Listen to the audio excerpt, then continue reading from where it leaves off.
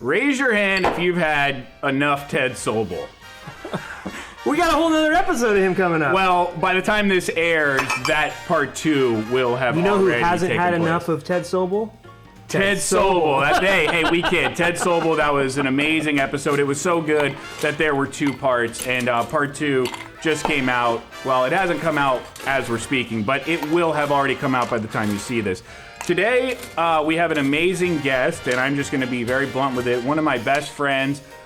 You will see how we came to know each other. It's an amazing backstory. And also, he's going to tell you a great story about how he once tattooed an old man's penis. What do you do? Like, do you stretch it out? We're going to find out. We are going to find out. We're also going to sit down, Ryan and I, and talk about Ryan Engle returning to the scene of the crime. Yeah, 21 years it took me. In Anaheim, California. Ryan Engle went back to the scene of a very infamous crime. We're going to break down that story. We're very excited.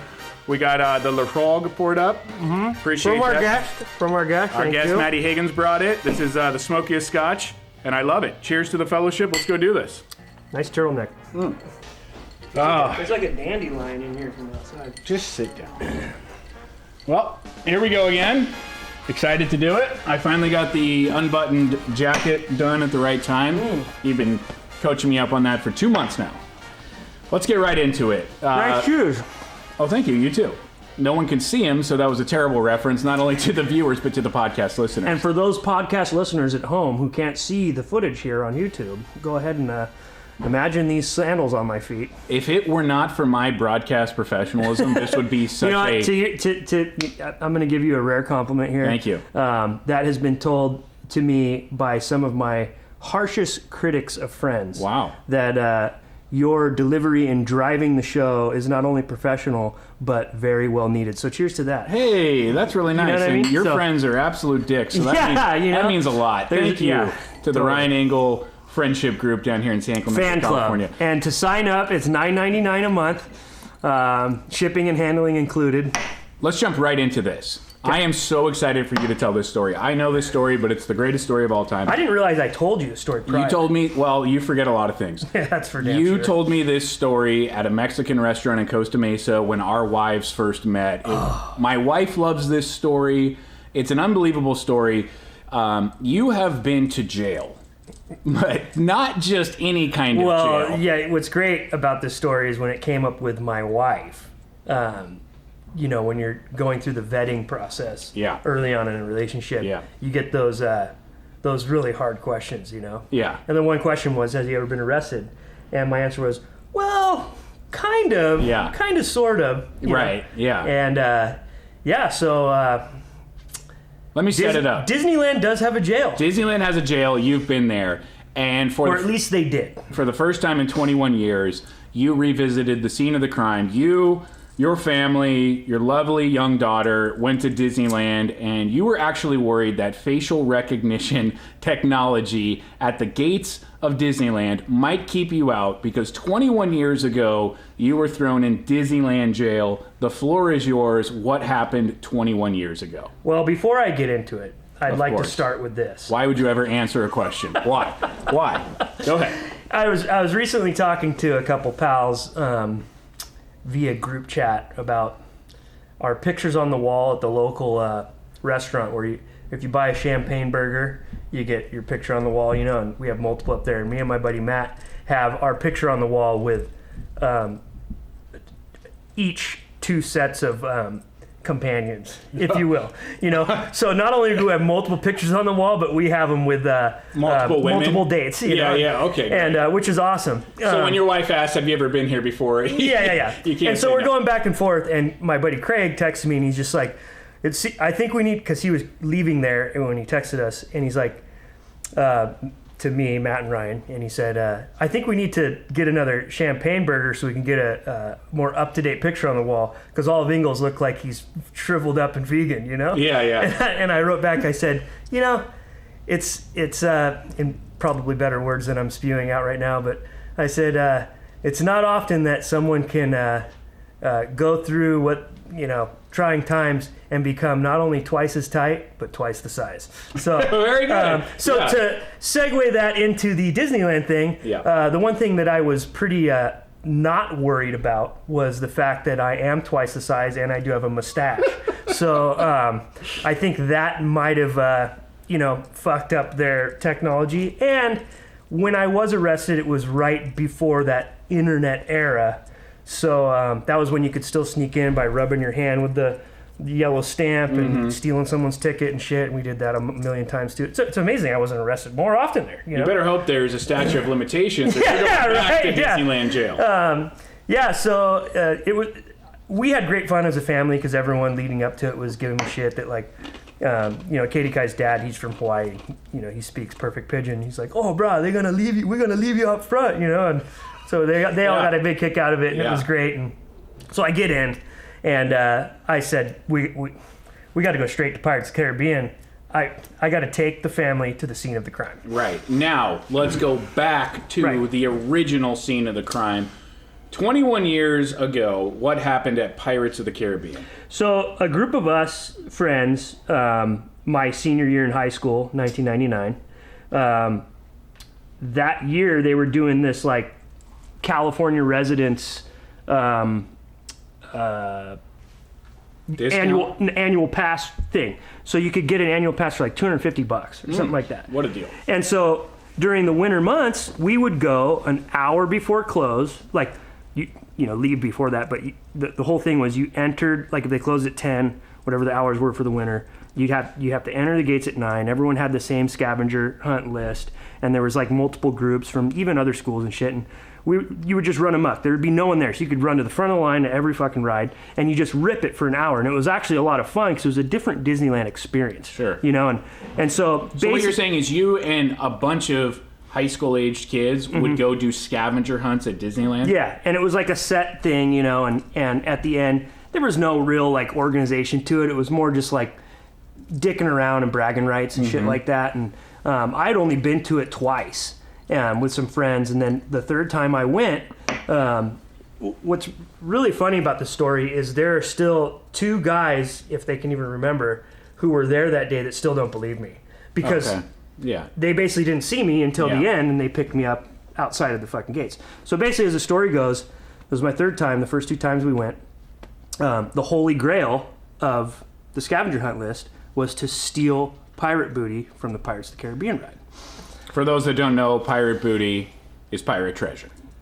And this pirate treasure is a prop that is off to the side of this boat ride. And the only way to get to this prop of pirate's booty... Well, apparently it's real because they arrested me for it. Okay. For stealing it. Okay, so it's worth something. Yes, and the only way to get to it is to disembark the vessel. Yeah, so the great thing about pirates is, for those of you who have maybe purposefully or accidentally stood up, as soon as you stand up, they got cameras on you all over, and the guy over the loudspeaker in like a ghostly voice goes, "Please sit down on the ride at all times," or whatever, Yeah. So me being the super cocky, dick-headed high school guy that I was... Not much has changed. The whole ride up there, I was like, I'm going straight to Pirates, and I'm fucking taking you watch. And they're like, yeah, right, Engle, So we go up there, I fucking sprint straight to Pirates, I get on that bitch, and we go down the thing. And I'm trying to pick my spot where this is going to happen, because there's little areas that you could do it. And so I stand up, and all of a sudden, hear that sound, I was like, all right, fuck, they can see me. So I got to be like more sly about this, So now, I'll get to this at the end of the story, but just like everything in Disneyland, they change it a little bit, bring it up to speed, update shit. Yeah. Back then, you could see in the back of some of the theatrical scenes that they built up, those little green exit signs. So there were these like painted or covered up doors. So I was like, fuck, okay, I'm gonna pick a spot where I can jump out and fucking grab the shit and just barrel through the exit, And so we come around the corner right after the fucking cannons, where they're going in the fucking water right there, Yeah. Right around the corner, that's where the old treasure thing was, because the old ride, it's changed now, but the old ride was like, it built up the story that you know, you go into town, this, that, the other. They're fighting back and forth, and you're supposed to find the treasure. And at the end, it's like the treasure room, you know. Speaking of building up a story. Yeah. So anyways, I pick my spot. I'm ready to go. I fucking stand up. The guy's running down the ride, you know. I fucking step 1 foot on the edge of the boat, and I wait till the turn, and I go to jump off. Since there's only 2 or 3 of us on the boat, as soon as I go to jump, the boat fucking goes like this. So now I'm airborne with no fucking jump, no legs. I get to the edge of the island like this. I'm fucking tits down in the water. My jeans are fucking soaked. I crawl up. People are yelling.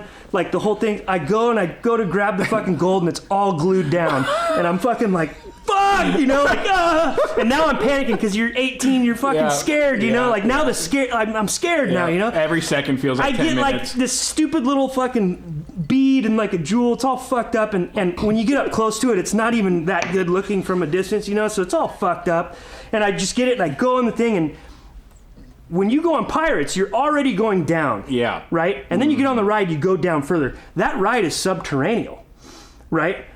I'm in a hallway that's like under the fucking park. You know what I mean? And it's like I'm in the fucking Matrix, you know? There's just like this long hallway. It's like, looks like a weird, shitty 80s office, you know? And I'm like, fuck. So I just start running one direction. These guys come around the fucking corner. They're like, there he is, you know? I'm like, fuck, he's got the beads.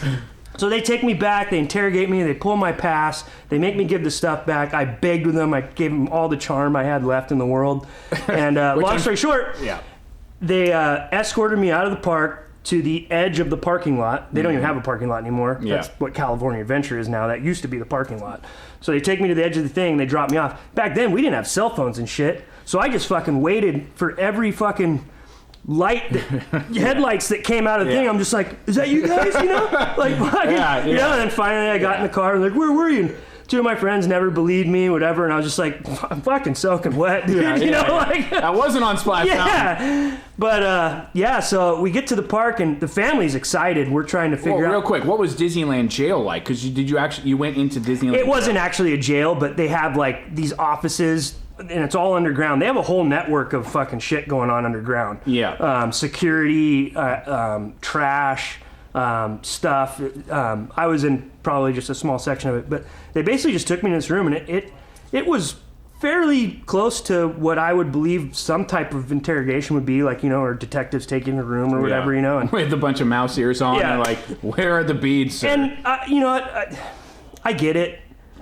I was surprised that they were that much of a dick towards me, in hindsight, looking back. Totally justifiable. I don't hold it against them, but I would have thought that maybe they could have seen the light in it and been like, oh, you know, like, you weren't really destroying things. And I was like, my story was like, look, we do this at late. I wouldn't have done it in front of kids and this and that. Like, I'm trying to like make it sound a little better than it is. I totally deserved everything I got. But that being said, I was pretty much blacklisted for a long time. So I thought, and I hadn't been back since. The definition of privilege, folks, is going to Disneyland on a $250 pass, doing scavenger hunts because you've got the expendable income and time to do it at a theme park that people spend tens of thousands of dollars at to vacation at, jumping off of a ride, trying to steal something, and then saying, I thought they'd be a little nicer to me. Privilege would have been them giving my pass back and letting me go. You're lucky to be alive. You're lucky Mickey Mouse didn't walk in and beat the living shit out of you. I think I could take Mickey Mouse. Okay, so just say Donald Duck is a little pissed off. And when you parked this time in 2021 at Disneyland, and you're bringing in now your daughter, your lineage into Disneyland, and you're a blacklisted fellow. Former. What was They do take your picture when you get in. I was like... Was your heart beating a little bit? No. I think if it would have been closer to the event... Dude, 21 years is a long time. You know? I would have been shocked. I probably would have laughed it off. You know? Any temptation to do it again while you were on Pirates? No, because I was actually trying to find the scene of the crime to point it out to the family. And they had changed the ride. So there's I wonder why.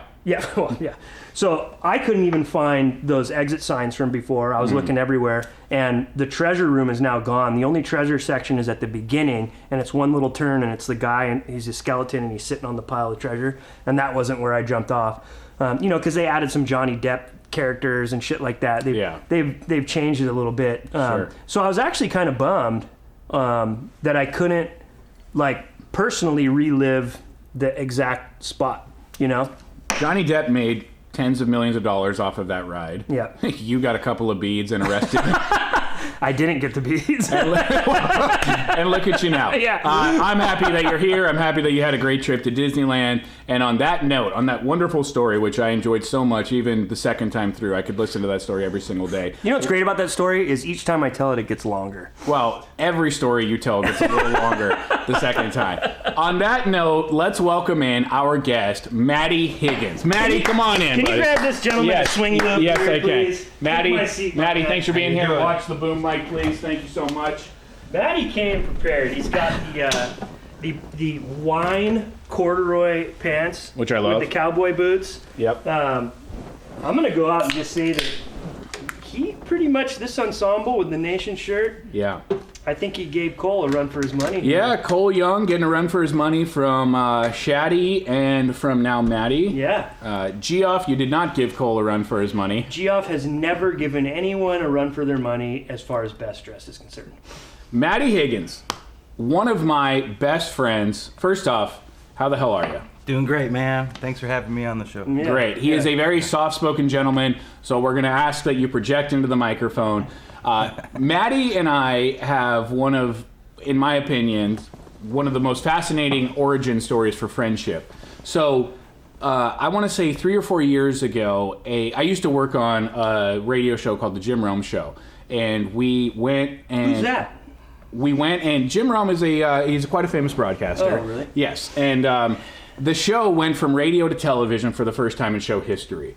One of the listeners called in and said, I'm going to go get a Jim Rome tattoo. What should it be? This got my wheels spinning, and I thought to myself, I want to go film this on my cell phone because this tattoo was going to take place in an area that I lived really close to. I was living in Huntington Beach at the time. You were tattooing, and by the way, not to bury the lead, Matty is a tattoo artist at Port City Tattoo in Santa Ana. You were tattooing at Old Town Tattoo in Orange. The guy was going to go there because the guy's mom worked at Trader Joe's. That's where your wife worked. He found out there was going to be a tattoo artist that he could get this tattoo from. So I was like, perfect. I can take a 15-minute drive, get some footage for TV, get a listener doing a Rome tattoo. We can put it on TV. That's going to be a spectacular event. But I like to go bigger than that, and I thought, why don't I get a tattoo while I'm out there as well? On the show, my love of cats, specifically my cat, had become a topic because it's very easy to make fun of, and the Jim Rome Show is all about... I wonder why that is. Yes, and the Jim Rome Show is all about making fun of everyone besides him. So I was lampooned for my love of my cat. Nothing like a cat guy. And so I decided, why don't I go with this listener, get some footage, and I'll get a tattoo myself. And I'll get a tattoo of my cat's face on my arm. Now, for the listeners of the Jim Rome Show who skew a little bit older in age, this was blasphemous to their reason for being on Earth. Like, why would a guy go get a cat tattooed? And the whole point is the shock value of it all. So I called you and I said, would you mind if I tag along to this? And you were the nicest, most gracious guy I've ever talked to. I've been so intimidated by tattoo shops and tattoo culture for so long. It's almost like you have to have like a teardrop and some crazy story and some prison time to even have the right to walk into these places. It's the only place on Earth where the customers are made to feel like hostages when they walk in there. But you, I like that. You put me at ease right away, and I was like, I've never met a guy in this industry like Matty Higgins. So I was very excited. I went there, I got the cat tattoo, it got a lot of TV time. If you're bored, YouTube Adam Hawk cat tattoo, you'll see a video of me and Matty on the Jim Rome Show. You got a lot of shit for that. A lot of shit. And by the way, when you talk, just go ahead and project it. Okay. I did get a lot of shit for it. And you know, you are who you are. You're a very soft-spoken guy. That's Yes. what makes you so cool, as everyone can already see. Very mild-mannered tattoo guy. This tattoo of the cat became nationwide famous. But more importantly, it bonded you and I. We have stayed friends ever since. I consider you one of my best friends. And not only have you done the cat tattoo on me, you have done a One total... on your wiener? No. You have done a total. You have done a total of 14 tattoos on me over the last 3.5, 4 years. We have spent hours together. That was a great, super long way of describing how you met Matty, and I really enjoyed that. My question is when are you two going to get back together and add to the cat tattoo with like the carpet playground behind it? Oh, you know, like the those cat like can scratch? fucking like circles and squares and fucking Maybe stairs. Yeah, and shit. maybe a ball of yarn. Yeah, it's a jungle gym. Maybe a and ball of yarn. carpet, you know? But anyway, I just wanted to lay out to the listeners, you and I have a history together, and it's a very interesting history the way that it started. And I want to thank you so much for not only being one of my great friends, but for also just being a super cool dude in an industry that doesn't have a lot of cool dudes. Why have you approached being a tattoo artist with such a mild-mannered, humbled approach to it? Why are you that guy? I mean, I feel like it makes... You already know they're uncomfortable when they walk in, you know? If somebody comes in for the first time, they're scared, you know? So, like, you don't want to make it worse, you know? And you obviously want the business, so you don't want to be like, oh, hey, man, what do you want, you know? Fuck, you know? So I just try to... like Dick's Last Resort, you know? Yeah, it's like, oh, shit, you're uncomfortable. Love that restaurant. Let me help you feel better. It's going to make my job easier. Yeah. Because if you're already... nervous. We got death metal playing. You're like some, you know, 50-year-old Christian mom who's like, oh my God, what am I doing in here? I want a butterfly with barbed wire. Yeah, you know. Lower back. Yeah. I'm coming out of the clouds like, it's gonna be okay. Yeah. You're gonna be okay. Yeah, and I love that about you. Not only have I gotten 14 tattoos from you, I have sent many of my friends to you. Yes. Jimmer Smith has gotten tattooed by you and photographed you. Matty did a photo shoot for Nation Golf, which was incredible. The juxtaposition of a tattoo artist in a tattoo shop wearing elegant golf clothing. It's never been done before, not that I know of. Those are great photos by another one of your best friend who was behind the lens that day. Why don't you say what's on your mind? Nothing. That I have a lot of best friends. Yeah, well, you know. And just think you're not on a short list there, man. You told me recently that I whore myself out with my friendships and how high in regard I hold them. Yeah, I think the other week you were having dinner or drink somewhere, and you were meeting one of my friends for the first time, and your exact quote to them was, and we're going to be friends soon, and hopefully after that, soon to be best friends. And I was like, who the fuck even says that, let alone thinks that way, dude? You know what? Maybe the world would be a better place if you automatically assume that everyone you meet has the potential to be your best friend. Maybe. Okay? Maybe. Because I walked into a tattoo shop as just a guy doing a radio bit, and I walked out with a best friend. I came down to dinner in San Juan Capistrano, pitching myself to work for this company, and I came out of it with a best friend, okay? So I have no apologies to anybody. But anyway, Matty, you work now at one of the best tattoo shops in Southern California, Port City Tattoo, Santa Ana. Port City has 3 locations, Long Beach, Costa Mesa, Santa Ana. You told me when you got to Port City, you texted me, and you're like, this is a dream come true. I've wanted to be here for a while. What does it mean to you to be tattooing at Port City in Santa Ana?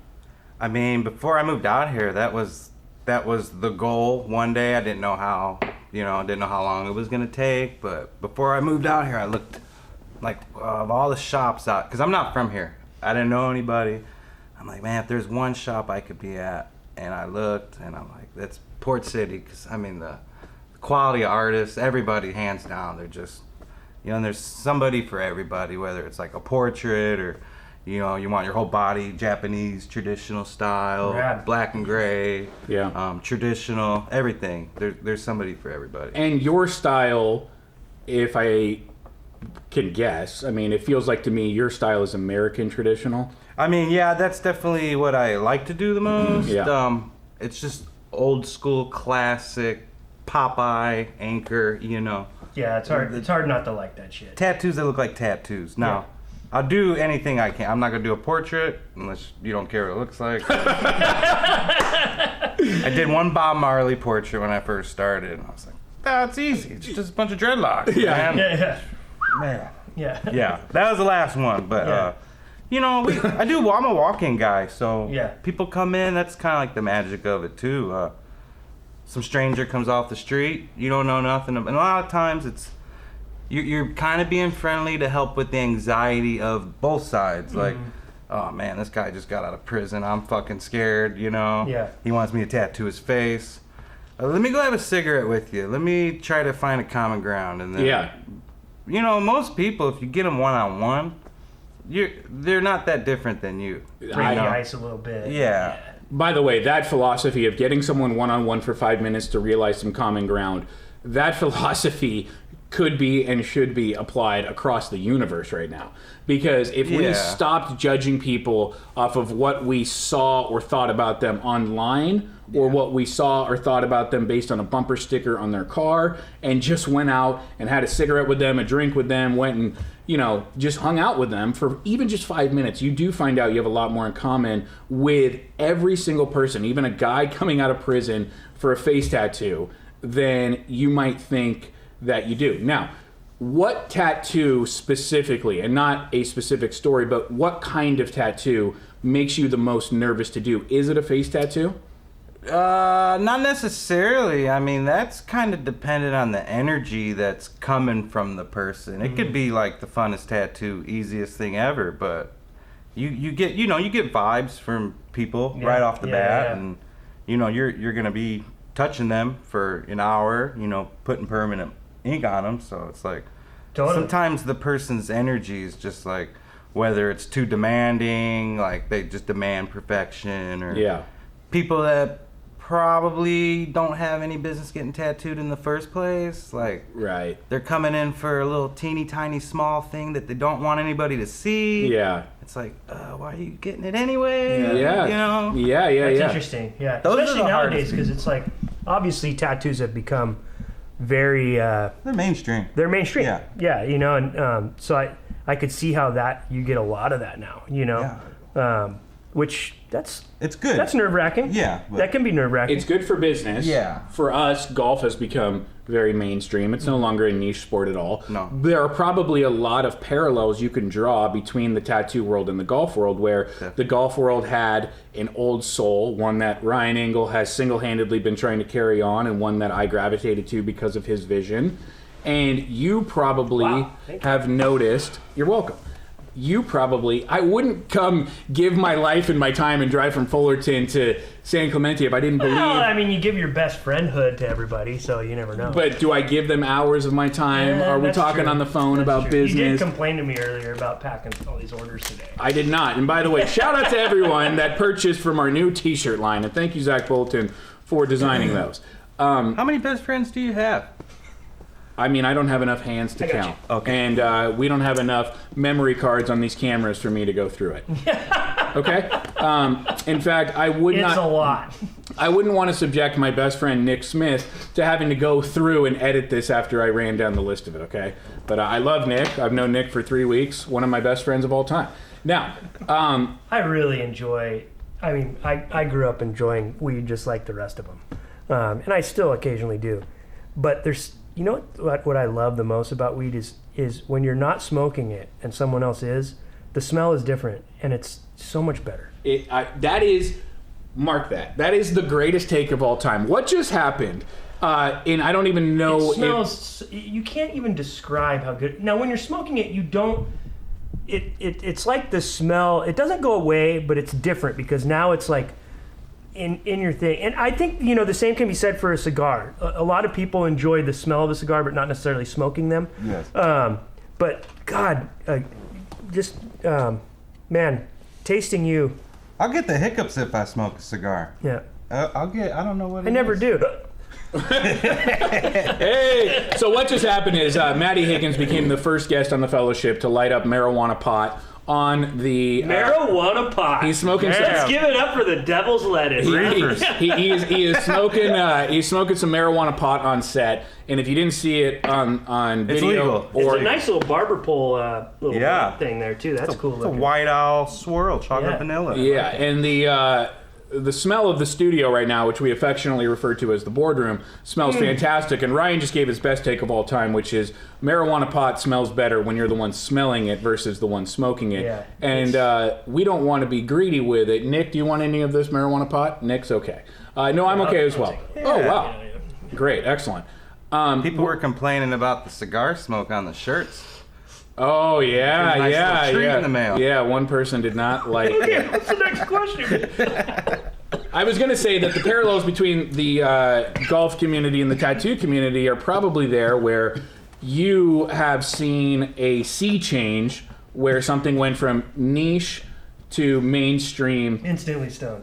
That's the other great thing about not smoking often is, man, it really hits you like a ton of bricks. Oh, and the cigar and the scotch will totally help with that. It'll totally calm me down. Crossfaded. Yeah. What have you noticed different about tattooing today versus when you first started? I mean, well, first of all, I've been tattooing 11 years, so I haven't been tattooing that long to see like generations, but long enough to see trends a little bit. Internet's the biggest thing.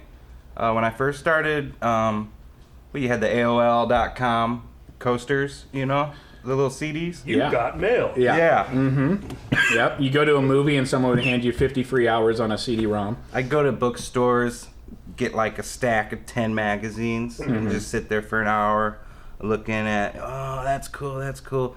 Now everything, everything is right Instagram. there. Yeah. So you used to look at tattoos in magazines, and now you just scroll on Instagram and see it all. It's like digging through records or just going on Spotify. Yeah. Right. That's a great point. Is Instagram good for your business or bad for your business? Well, I mean, it's definitely good. It's free. It's free advertisement. I mean, I know people that don't like to use it, but it's free advertisement. I mean, I don't use it for much else than just the tattoo stuff. Right. You know. Right. My favorite chicken sandwich of the month. Yeah. Great callback to a little off-air conversation. Yeah. Shout out to the Pollo Bros. Yeah. What an amazing Instagram. Is it Pollo Bros or Pollo Boys? Either way, look it up. Boys, They rate chicken sandwiches. And if you guys didn't know, we are currently in the middle of World War III. World War III is the chicken sandwich war. Chick-fil-A started it. Popeyes jumped into it. McDonald's just came out with 4 chicken sandwiches. No? You don't like... I'm a mix. I'll do the single cheeseburger, French fry. That's it. Oh, okay. Yeah. Keep it simple, you know? Yeah. It's been the same for years. Great. Well, a lot of people are getting in on the chicken sandwich war. And Pollo Bros... Raising Cane's. Oh. Raising Cane's. You gotta love a Raising What's Cane's. the other one, too? There's another one. Clyde's? No. Craig would know. But, yeah, there's some great ones out there. Yeah, a lot of good chicken sandwiches. Anyway, a great Instagram, Pollo Bros or Pollo Boys rates them. Check it out. Anyway, I want to talk about this really cool thing that you and I and Ryan have collaborated on. I don't like to judge a book by its cover, but I know a lot of people do. If people were to take in your appearance, they might not immediately think about a guy who likes golf. No. And in all fairness, you probably did not like golf or golf culture until really recently. What changed? Well, you guys, being my only best friend. Yes. No, I got 4 or 5. 4 or 5. I got 4 or 5. Like a normal person. Yeah. But yeah, you got involved with Ryan, and then I was like, probably of everybody I know out here, you're the coolest guy I know. Thank you. And I'm like, man, this, just maybe it wasn't the sport aspect of it, but just it was the vibe. the look, the idea, like just what the aura of everything, Yeah. The fucking Cadillac caddy. Yeah, totally. I was sold there. Yeah. This poster's of my grandpa's first tournament, and you could get lost in those black and whites. Style. And essentially, it was just like these guys just walked into dingy rooms with nice clothing on and swanked out and had drinks and smokes and laughs. That's what's cool. It's cool. That's what's cool about golf. You So know? it's a testament to Ryan and to Nation that, through our friendship, you saw what I was doing with Ryan and with Nation, and as a guy who had no previous inclination to ever like golf, you became a customer, then you became a model, you did a photo shoot. I wouldn't go that far. And, well, I would. It looked really good. And on top of that, Nick, I'm going to play to this camera. On top of that, you did a flash sheet for us. You painted here, you hand painted 5 tattoos. They are incredibly thoughtful. They're extremely period correct. They are done in the American traditional format. They look beautiful. These are the kinds of tattoos that if I didn't know you and this flash sheet was put in front of me, I would want to go and get one of these. I can't wait to do it. Totally. I just quit my job, so I'm broke. I'll give you a deal. Oh, really? Good. Actually, you did do a nation tattoo on me recently. It's a skull wearing a nation visor, and it says, "Live slow, die young." That was part of the photo shoot that we did. Live slow, die. Thank you for correcting, because that is an important correction. Live slow, die old. Yeah. Live slow, die young would be awful. That would be horrible. As long as you didn't misspell it. Yeah. It's like, fuck. Regrets. This is an amazing flash sheet. You've got Ryan's cart here. You've got Ryan's grandfather, Tom Lycan. You've got a bag with a banner that says Grandpa, very much in the vein of like a heart that would say Mom. They're all too good. Yeah, scotch and a cigar. This is really cool. What we are going to do with this is we're going to make prints, and we're going to sell the prints of this sheet that you did, and we're also going to turn some of these designs into t-shirts, and we'll have that ready for the holiday season. But this is just such a great gift, and really cool that you would do this for us. Which one is your favorite? You know, I mean, I like the Cadillac Caddy, but this bag... There's something about the bag. Because it's with you in mind. But, little unknown fact, my grandfather was a caddy when he was young, before he became a steel mill worker. Awesome. And I was like, oh, man, you know, it's not something I thought about. But I'm painting this thing for you, and I'm like hearing my grandma's stories about, man, your grandpa lugged a bag 10 miles uphill both ways. I'm like, oh, damn, okay. Full circle. Yeah. You know? Yeah, that's pretty cool. And that, I mean, artistically, they're all really good, obviously. But the bag it's hard to just come up with a subject matter like that and make it cool, you know? And you realize that, like, I mean, you look in our fucking office, I have like 9 vintage staff bags. Yeah.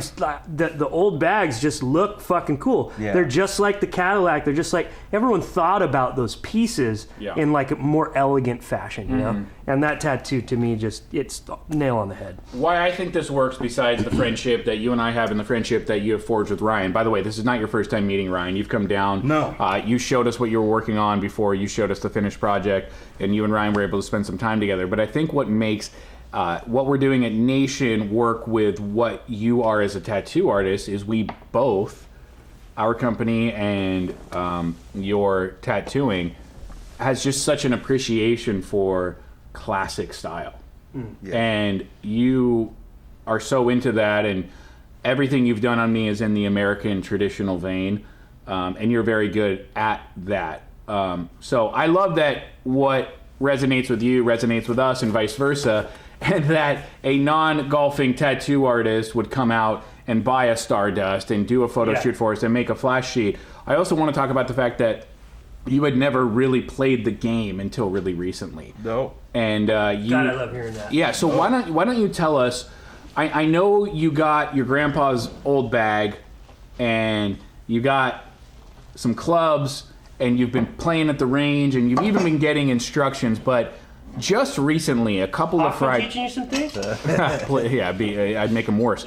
A couple of Fridays ago, you played your very, very, very first round of golf. Yeah. And you sent me a text message and said, I could write you a book on the amount of emotions I experienced in these 4 hours. It's so true. It's a roller coaster. So, you know, Matty, I would love for you, because I have played countless rounds of golf.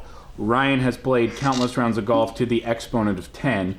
I don't think either one of us could possibly truly remember what it felt like to play our first round of golf, or even what it was, but it's so fresh on your memory. Why don't you explain to us and to the audience what your first round of golf was like? Well, I'll start by saying this. Coming out as the sharpest dressed guy, knowing nothing about how to play the game, it wasn't necessarily the best setup for me. I see that. There's an expectation that comes with looking good. However, that's a big swing. It's a bold as they move. say, Yeah. you know? but how cool of you to go out dressed in our stuff for your first round of golf. Hey, look good, play good. Yeah. Well, no, we've never said that. People always say, look good, feel good, play good. And we say, look good, feel good. We don't fucking care how you play. The play part doesn't matter. It matters what kind of guy you are and how you look being that guy. Does there need to be anything after look good? No. No, there doesn't. And what a great way to put it. So you go out there dressed in nation. You're at Meadowlark Golf Club in Huntington Beach. That's awesome. Yeah, this is where Tiger learned to play. And just take us through a little bit of that round. What was it like stepping up on the tee box for the first time? Well, the first time there was a group in front of us that was waiting for the fourth guy, and they're like, "No, go ahead. Oh, fuck. We're gonna watch you. You know, we're gonna watch you." That's Adam's biggest nightmare, right? Because we know that you have never played before. You know, in your mind. Yep. Everybody knows. Yep. And I'm like, fuck. You know, I've been going to the range for a couple months, trying to, hit the ball straight, but I'm like, I ain't hitting it. I'm not hitting it off this one. Yeah.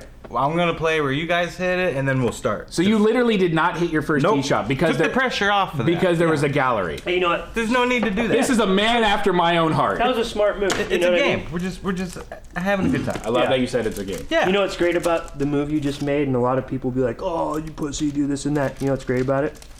Is you're still gonna get your chance at the first tee shot.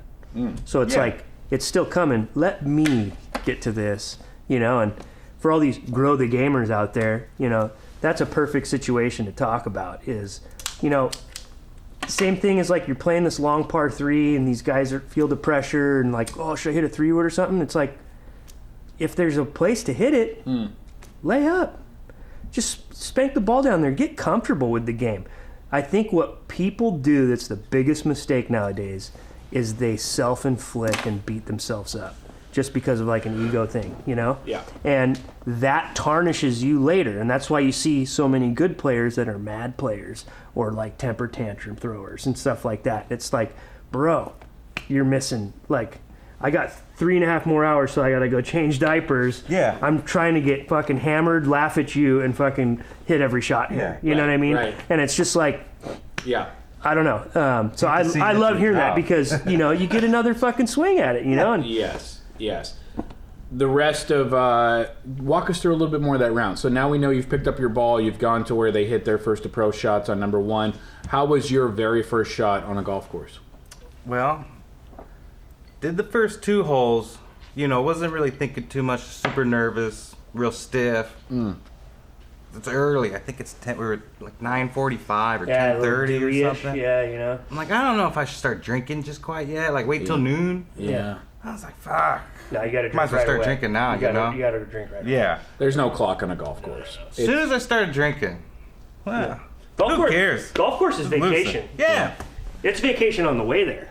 Because it's like, I'm on my way to vacation. Yes. Which is the best feeling. But I don't have to go through baggage claim and security and shit, Right, I'm going to have a good time. Golf is the Bloody Mary at the airport bar. That's what golf is. Wow. And I want to ask you this is, because Adam's probably going to waste too much time going through every fucking shot, because he was already on shot with 2. I got the 4th hole, So, 12th hole, yeah. and a 17th hole still. Yeah. So I just want to ask you one simple question. Did you have a moment that day, whether it was hitting it or something happening where you're like that's the moment that I know I'm coming back? Yeah. You hit it good once and you're like, I got it on the screws on 12 or something like that. It wasn't even a good well, it was a good shot, but I mean, not technically. Skipped it real hard. I was trying to hit it over this little fucking pond, ducks all over. Trying not to hit the ducks. Yeah. Maybe like, I don't know, 70 yards, not too far. I just line drived it, man. Yeah. Line drived it. Skipped up twice, hit like a stump that a fucking seagull was on, almost whacked the bird, but it was like an amazing shot because it went over the pond, it ricocheted, and I had a nice little layup. It was pretty good. You know what they call that? Thin to win. Thin to win, baby. Yeah, thin to win. Ball ain't going nowhere fat. So if you're going to do anything, thin that bitch. Right. And thinning it is when you almost stone cold miss it. But you're just hitting the top of the ball. It's called hitting it thin, where you're only getting a little bit of the club on the ball. But that ball comes out like a rocket. I love that. That's a bitchin' story. And thank you for sharing that. Yeah, and I'm glad that your favorite shot was a shot that you absolutely mishit completely. Did it land on the green? No, it was a layup, he said. Pretty close, though. Pretty close. This is what golf is all about to guys like me and you. Totally. It's about having fun regardless of what's going on. Totally. It's about coming to a show like this and saying my favorite shot was a 70-yard shot that skipped and hit a trunk of a tree, almost killed 10 different endangered species, didn't even land on the green, but it's the one I remember and the one that's going to keep me coming back. By the way, if people want to know what the philosophy of our company is when it comes to the game of golf, this is it right here. It's not swing speed, it's not score, it's how much fun do you have being out there. And what kind of camaraderie did you have with the people you were playing with? Were you just having a great time? 2 guys I knew. Oh, that's good. Yeah, the other guy, didn't know him that well. He's told me one thing, though. He said, hey, man, if you're going to play bad, you got to play fast. And I was like, That's some pretty good advice. All right, that's fair, Yeah. Yeah. Because at first I was like, No, you got it. Yeah. Yeah. You just want to hit the ball. Yeah. You just want to keep it moving. That's some great advice. I hope that he gave it to you in a nice way. it was good. No, he was nice. Good. I'm glad that you had a good time. Have you played since? No. Will you play again? Yes. I love that. That's absolutely excellent. And you told me a couple months ago that you were going to the driving range every Friday. Are you still doing that? At least every Friday. Sometimes I'll go on a Saturday morning. Sometimes we go to islands. I don't know if you've ever been in that place. Anaheim, where you hit these floater golf balls. Oh, yeah, got boats you're trying to hit. That's pretty cool. It's really cool. It's dangerous. Can you get beers and shit there? No, they're sucks. pretty strict. I Yeah. mean, They just sucks. did that to the driving range down in San Juan Capistrano a few years ago, and it was always just a fucking dirt lot, But they brought some fucking trinkets out there to hit and stuff. And they started playing music, do it on the lights. They served tall cans and shit like that, and you're like, that's all you got to do. That's all you got to do. You know what I mean? Make it fun. yeah. Make it fun. The game of golf is all about avoiding the water, but you go to a place like Islands in Anaheim, and it's all about watching it splash in the water. That's sick. You can see how far you hit it too because your splash comes out. Now these balls, they're floater balls. Float, yeah. And what's really cool about that is if you go to any driving range in America, you see a cart come out and collect the balls in the big spinny wheel thing.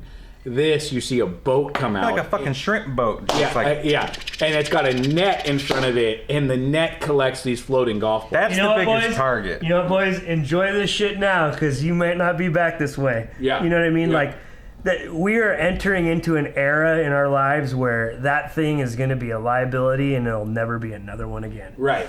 Right, because it's Straight up. Yeah. Well, it's become how can we Gotta enjoy that. enjoy it while we got it, That's because fucking so sick. it is, and it's cool because I gotta see a video of this fucking boat. by the way, yeah. it's the absolute worst place in America you can go before a golf round. Like if you're trying to tune up, your distances are so off because these are floating golf balls. They go Plus, about. you're just watching your ball go in the water time and time again. That's it, yes. That's like negative manifestation. That's exactly what it is. It's anti-manifestation, It's cursing yourself. but it's really fun. So,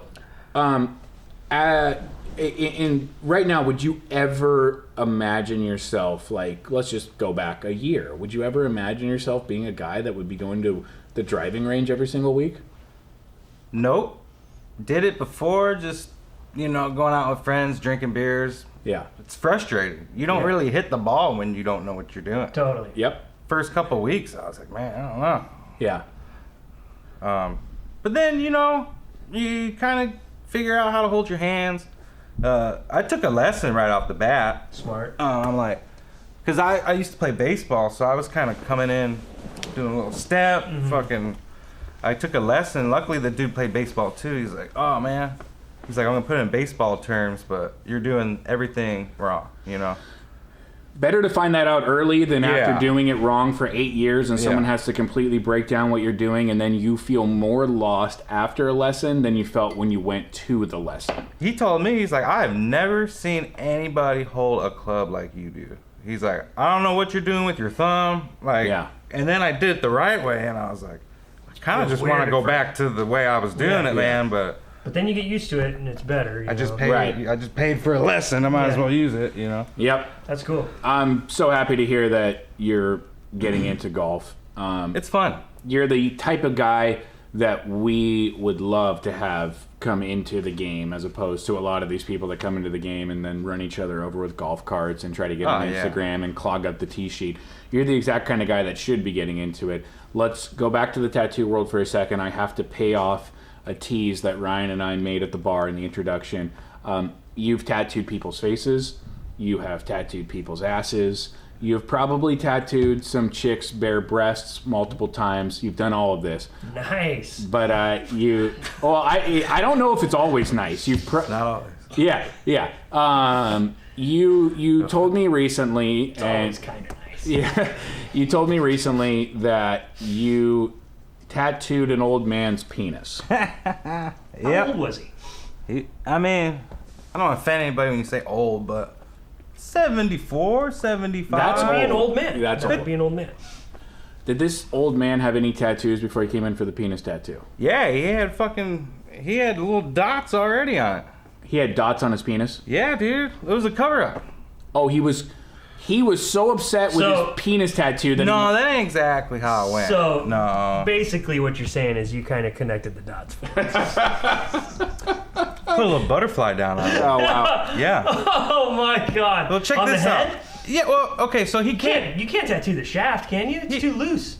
No, it was on the head, but yeah, you could tattoo anything. I've seen people Man, tattoo stay away from inside the of the veins, roof of dude. your Those mouth. things are fucking dude. sensitive, aren't they?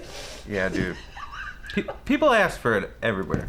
Okay. Adam, does this make you uptight? What's No, going not on at all. here? I'm just fascinated by this because this is a true art. Tattooing is an art. And there is a part of tattooing that calls on an artist to satisfy the customer's request. So when a customer of 74 years old comes in and says, I want to tattoo the head of my penis, is everyone in the shop saying, you take him, I don't want this? Like, did you draw a last straw, or were you like, I'll do it?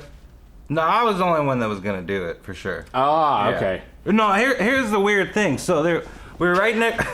We were What right was next. the guy's name?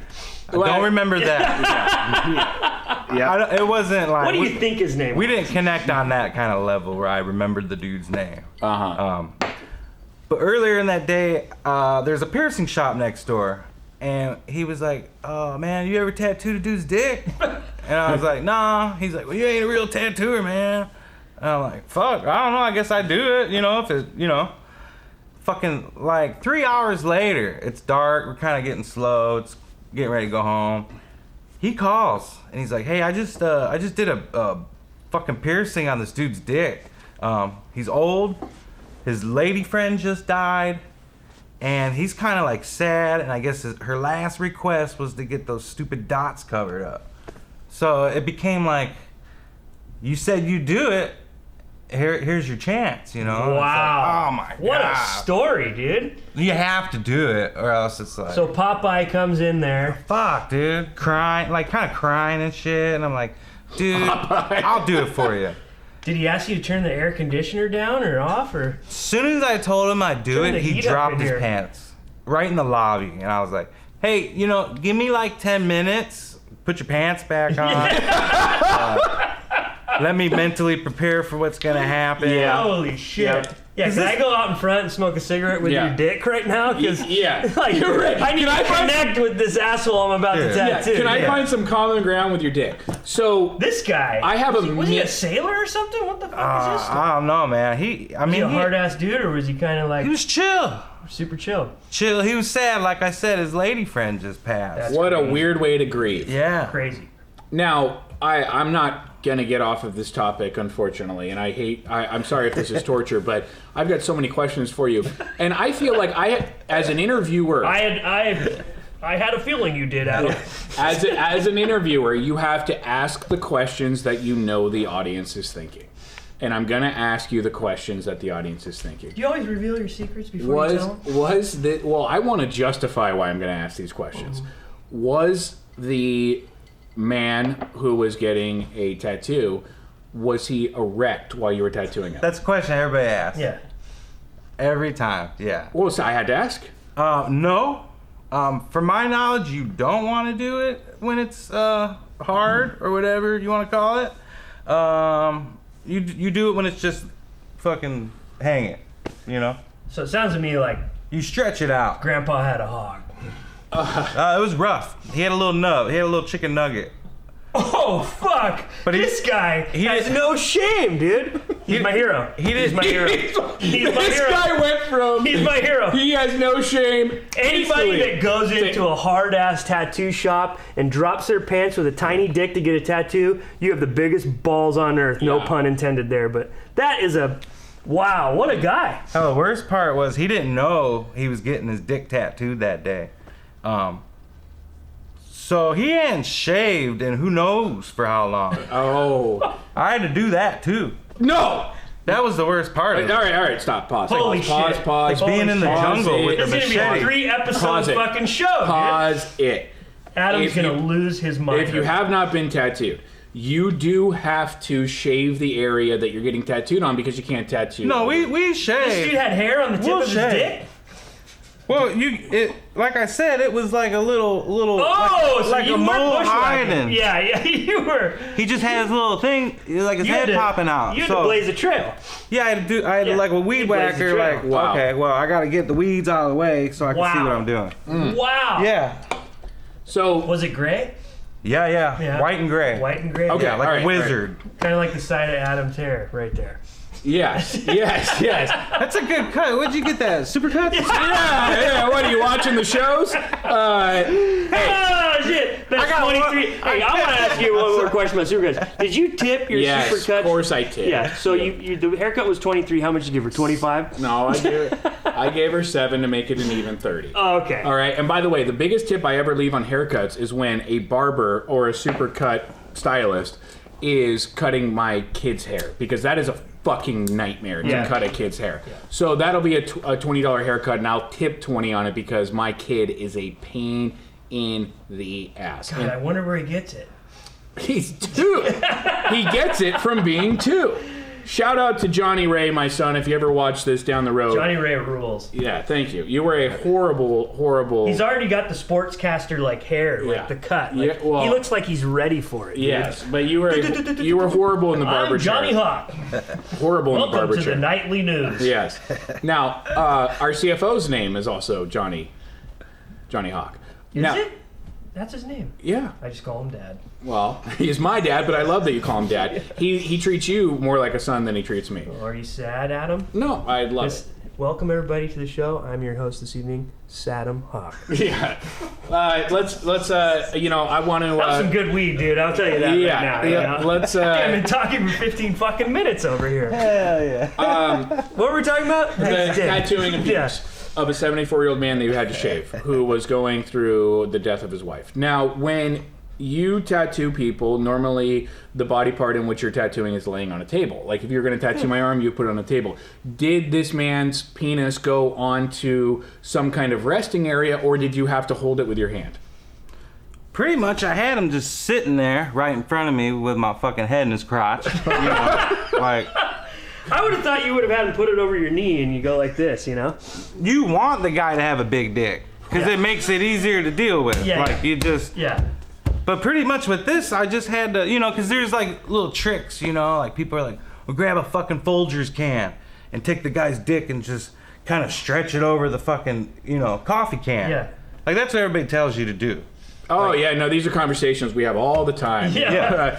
So, no, this is fascinating. And I'm not doing this sophomorically. I'm doing it because you work in a world in which people have so many questions, and I have to ask these questions. So, the next thing I'm going to ask is, was the man in pain as you were... And by the way, what was he in pain, and what was the cover-up tattoo you were doing? All right, so pain-wise, oddly enough, he definitely wasn't drunk or stoned. Like, he was just normal dude having a bad day. No pain. Yeah. He didn't feel a thing, he said. Well... Who knows? What's- He just got his dick pierced, though, with a bunch of barbells and hoop-de-whoops and, So I'm sure that hurt more. And that was pierced that day? Yeah, it was fresh, so that was another thing. I'm This trying guy- to, like, I would never... I've dangle never in the my jewelry, life- not, like, pull on it, because he's... I've never in my life not wanted more than now for a where are they now on this guy. Yeah. I really like. We need to get him on the show. Yep, we do. Keep your pants on. Yeah. We can just talk. No, he's gonna walk into our lobby, drop his pants. Like, you guys want to interview me? Random thing. He came in. So I did that tattoo at Old Town Tattoo in Orange, where I first tattooed you. Yep. I'm now working in Santa Ana, Port City. This dude comes walking in. No. I swear to God, dude. Same Random. fucking guy. Random. Didn't know I was there. He came in and he's like talking to the counter guy, and I'm listening, and he's like, "Hey, I'm having a hard time. Nobody wants to do penis tattoos." And I'm like, immediately, I'm like, "Fuck, is that?" And I'm looking at him, and it's him. I go up to him like, "Hey, I heard you want your dick tattooed." And he's like, "Yeah, is that something you do?" And I'm like, I won't remember your name, but if I tattoo your dick, I'm never gonna forget who you are. Yeah, and I would expect that, yeah. It was like... So when did he notice? Did he recognize you? No, I had a lot of explaining. He was like, "Are you sure?" I'm like, "You got a fucking butterfly that's blue, red, and black with little yellow eyes." Thank you. Yellow eyes. You had enough real estate to get the eyes you Wow. want. Swing lube. It's good. It's good. That's a great slogan. Do a penis tattoo. Do a promo for Swing Lube. The last question I'm going to ask you about the penis tattoo before we move on, and it's incredible that you put a butterfly on a man's penis who was 74, that you had to shave, who was getting dots covered up, who had just been pierced.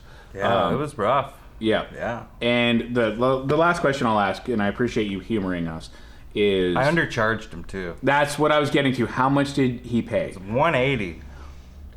I That's feel like pretty there's fucking a hazard, cheap. There's a hazard fee involved. That's Yeah. cheap. Most people I know would be like, "Hey, I'll do it, but you're gonna pay $300 just for the principle alone Yep. of me touching your dick." Correct. Yeah. It's Correct. not like I like doing it. Yeah. I'm Of not course. Like, "Oh fuck yeah." Yeah. Yeah. Grab this old dude's fucking dick. Like nobody goes to work and it's I'm like, having a hard time wrapping my head around this. Yeah, absolutely. He was having a hard time I had wrapping his getting it out. Yeah, there's a joke I had to there. wrap We'll his figure head it out. around my fucking finger. That's how I had to do it. Man, I've never teed up a joke so good for you and had you botched it that bad. Oh, everyone knows when something's teed up for me, I'm gonna just top the shit out of it, Yeah. and it'll go 18 Hey. feet to the left. Thin to win, baby. Thin to win. Then win. Skip it. Could be the title of the show. Yeah. Thin. It sounded like, Popeye was thin to win too, you know? Yeah. Then Lizzie. Wow. So thank you for that story. Sorry about talking about dick so We much. spent a lot of time on dicks. Well, that's an amazing story. It is a good story. People always love hearing it. Yeah. And Save the photo too. Other than I'll Hawks, send it to you. how many Please golf don't. tattoos have you done? Maddie, did you hear the question? Golf tattoos, honestly, not Just a lot. Hawks? Since we posted that sheet, I've had a couple people set up appointments to get the bag. No shit. People like Nice. the bag. Yeah. Dude, the bag is cool as shit. One dude Well, wanted you know what? the- I'll show this. You brought this to Ryan, which was really cool. You gifted Oh, this to yeah. Ryan. You painted another one. You gave it to him. That's incredible. Oh, right here, Thank Nick. you, dude. Yeah. That's That's just so cool. It's okay. anyone who knows me, especially my wife, when it comes to cool tchotchke collectibles, Yep. there's not enough room in the world for me to have that kind of shit. Let me shout out Craig Dunlap as we end this episode. Okay. Oh, yeah. I asked Craig early on when we started taping this show. Craig is one of your best friends. Mm-hmm. He'll soon be one of mine. And I asked He Craig. probably will be, to be honest. No, I can't wait. Best friend. Yeah. I asked Craig, I said, "Have you watched our show yet?" And you would expect a guy who's this close to you and a friend of mine to have said, "Yeah, I've watched it. It's great." I asked Craig, "Have you watched the show yet?" And he goes, "Fuck no. You think I want to hear Ryan talk about his grandpa any more than I've already heard him talk about his grandpa?" Which is amazing. You know, he's just like... Well, since that time, he has watched the show, though, and he gave me some great feedback, which I brought to you at the beginning of this show, so... Which was about the shoe? No, which was about you and how good you are at what you Oh, do. that's really nice. Craig has extremely high standards for everything in life. The Kelly Slater show caught his eye, and he good. called me right after he listened to it. Good. And, man, he got a kick out of that, because he has a foot in the surf industry, too, but Yeah. not so much. He's a warehouse guy, you know? Sure. So, And sorry to, dovetail out of what we're doing to talk about Craig, but Craig, this is one of the guys that you meet in life who has high standards for everything because he knows what the hell he's doing and talking about when he's talking about something he's Man of passionate many about. hats. He's a man of many hats. he had a birthday party last weekend in which he did a seafood boil. Have you ever been to a seafood boil? Texas, yes I have. Okay, and at the end of the boil, Crawfish. did they dump the pot out on the table? Fucking newspaper, bro. It's insane. Yeah. It's the best thing ever. Yeah, it really is. Craig Dunlap did this for all of his friends for his birthday, and I think I had 50 shrimp. Ryan had 75. There were potatoes, corn, crab legs, sausage. This guy Craig, he is just an expert at everything that he touches, and I feel like if he's not an expert, he's got no time for it. Right. And he's one of these guys, when you're around him, you honestly feel like, am I good enough to be around him? Like if I'm like fibbing at all, or I'm pretending to know something that I don't know. He'll call you on it, right? And that's what makes him him. So most of the time when I'm around Craig, I don't talk, I just listen, because you're bound to learn something. And he picked up this sausage from, and I know we've talked about sausage a lot. He picked up this sausage from where I live in Fullerton, and he sent me the info, like, here's where you can get the sausage that you ate that night. And you're damn right I'm going to go there, because if it meets his standards, then it's clearly the best sausage you can get. So shout out to Craig Dunlap. That was an amazing birthday. I don't know many people on their birthday who choose not to get gifts, but to give the gift of, like, probably a dinner that would have cost anyone a couple of $100 to sit at. You would love Craig. Craig plays in every tournament, and he's never played golf. Okay. He comes because it's an excuse to hang out with his friends, and that's all he cares about in life, to the fault of his wife, kids, and marriage.